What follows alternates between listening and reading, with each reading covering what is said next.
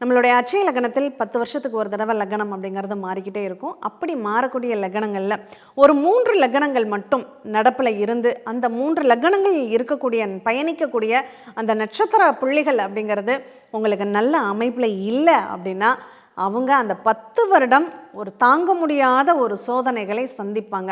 அப்படிப்பட்ட லக்னம் என்னன்னு தெரிஞ்சுக்கலாமா? ஒரு 3 லக்னம். பொதுவாக அந்த ராசிகளை பஞ்சபூதத்தோட ஒப்பீடு பண்ணி பிரிச்சிருப்பாங்க. ஒன்று வந்து அக்னி தத்துவமாக இருக்கும், நெருப்பு ராசி. எதாக இருந்தாலும் பரபரன்னு இருப்பாங்க, எதை பற்றியும் கவலைப்பட மாட்டாங்க, அப்படி ஒரு ராசி.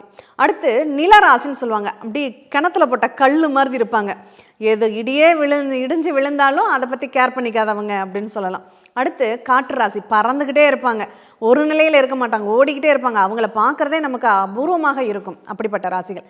அடுத்து இன்னொன்று சஞ்சலப்பட்டு கொண்டே இருப்பது, சலசலன்னு தண்ணி சத்தம் வர்ற மாதிரி, அதை தான் நீர் ராசி அப்படின்னு சொல்லுவோம்.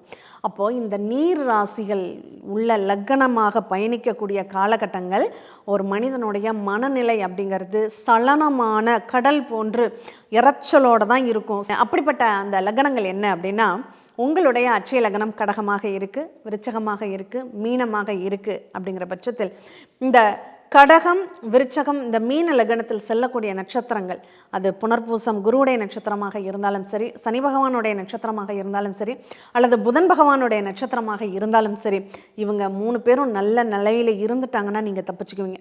உங்களை மாதிரி கிஃப்டட் பர்சன் வேறு யாருமே கிடையாது அப்படிங்கிற அளவுக்கு நல்ல பேரு, புகழ், செல்வாக்கு, அதிர்ஷ்டம், ஆடை ஆபரண சேர்க்கை, வண்டி வாகன சேர்க்கை, பூமி யோகங்கள், இப்படி எல்லாத்துலேயுமே நீங்கள் நல்ல பிரமாதமாக வரக்கூடிய ஒரு வாய்ப்புகளை கொடுத்துடும்.